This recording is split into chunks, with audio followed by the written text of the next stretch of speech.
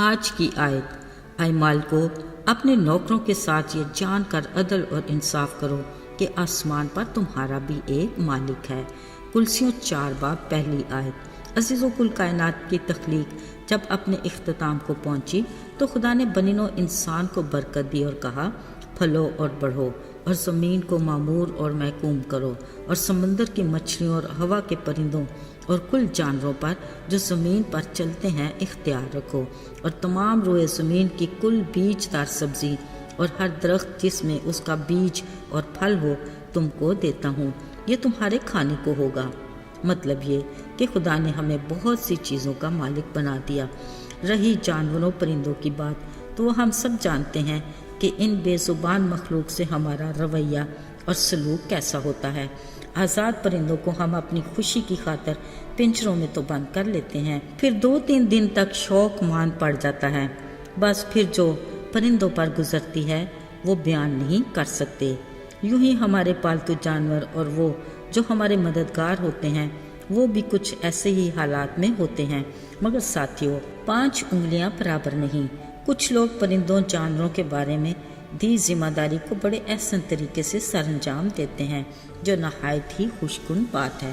عزیزو، قابل توجہ بات یہ ہے کہ باقی جو ہمارے برابر کے ہیں ان کو بھی ہم انسانوں نے خود ساختہ درجہ بندی کر کے اپنے اختیار میں رکھ چھوڑا ہے، اور ان کے مالک ہم بن بیٹھے ہیں، یعنی وہ ضرورت مند جن کی مدد کرنے کی بجائے ہم انہیں نوکر بنا لیتے ہیں جو دن رات خدمت کرتے ہیں، گویا ہمارے زر خریدے غلام ہوں۔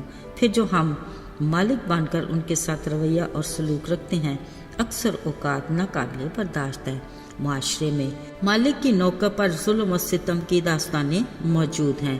یاد رہے، خدا کا کلام ایسے رویے کی بھرپور مذمت کرتا ہے کہ اپنے نوکروں کے ساتھ عدل اور انصاف کرو۔ یاد رکھو کہ آسمان پر ہمارا بھی ایک مالک ہے۔ خدا کے کلام میں یہ بھی واضح ہے کہ جو ہم دوسروں کے ساتھ کرتے ہیں وہ کچھ قدرت کی طرف سے ہمارے ساتھ بھی ہوتا ہے، کیونکہ وہ عدل اور انصاف کا خدا ہے۔ جو کچھ ہم کرتے ہیں اس کی نگاہ سب کچھ دیکھتی ہے۔ میرے عزیزو، یاد رہے یہاں مالک اور نوکر کا رشتہ صرف وہ نہیں جو ہمارے گھروں میں دن رات خدمت کرتے ہیں، بلکہ وہ لوگ بھی ہیں جو کسی نہ کسی شعبے میں کسی پروجیکٹ میں ہمارے زیر نگران ساتھ کام کرتے ہیں۔ ان کے ساتھ بھی ہمارا رویہ اور عدل انصاف کا ہی ہونا چاہیے، مگر افسوس انسانی فطرت بڑی ہی بے رحم ہے۔ عزیزو، سادہ مزاج کاریگر کی لکڑی کی بنائی کرسی پر بیٹھنے والا انسان خود کو فولاد کا سمجھنے لگ جاتا ہے۔ ذرا سا اختیار کیا ملا، بے اختیار بن جاتا ہے، گویا انسان خود کو خدا ہی سمجھنے لگ جاتا ہے۔ ایسے نام نہاد مالک اپنے انڈر کام کرنے والوں میں خوبیاں نہیں خامیاں تلاش کرتے ہیں۔ انا اور تکبر کی ایسی خوش فہمی کہ ذرا سی غلطی یا خطا بھی معاف کرنے کا حوصلہ نہیں ہوتا۔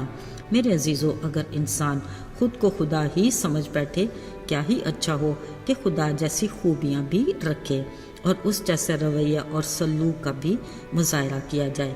بطور مسیحی ہماری سوچ مثبت ہونی چاہیے، خدا کے جیسا اخلاق و کردار بھی ہونا چاہیے۔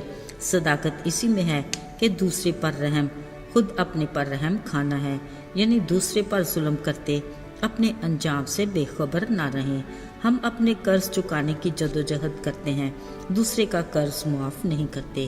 یاد رہے، ہمارا مالک خدا جو آسمان پر عدل اور انصاف کے تخت پر بیٹھا ہے، اس کا فرمان ہے کہ رحم کرو، تم پر بھی رحم کیا جائے گا۔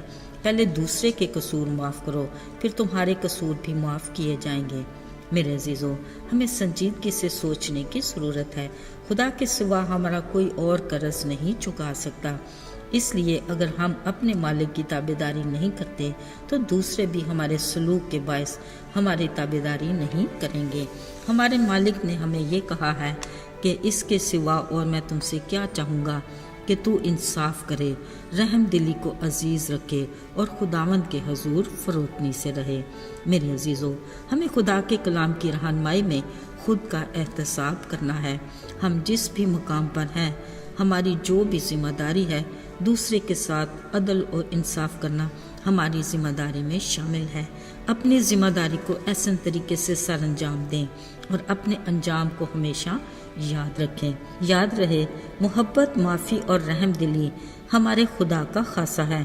ہمیں اس کے نقش قدم پر چل کر اپنی زندگی کو اس کی مرضی کے مطابق خوشگوار، کامیاب اور بے مثال بنانا ہے تاکہ ہم بہت سوں کے لیے برکت کا باعث بنیں۔ آئیے دعا کریں۔ اے قادر مطلق خدا، تو جو بلند مقام پر تخت نشین ہے، ہم تیرے شکر گزار ہیں کہ تو اپنی مخلوق سے بے انتہا پیار کرتا ہے۔ تو نے ہمیں اپنی کائنات کی بہت سی چیزوں کا مالک بنایا۔ ہمیں توفیق عطا کر کہ ہم اپنی ذمہ داری کو تیری مرضی کے مطابق پورا کریں اور تیری خوشنود ہوں۔ یسوع کے مبارک اور بابرکت نام میں مانگتے ہیں، آمین۔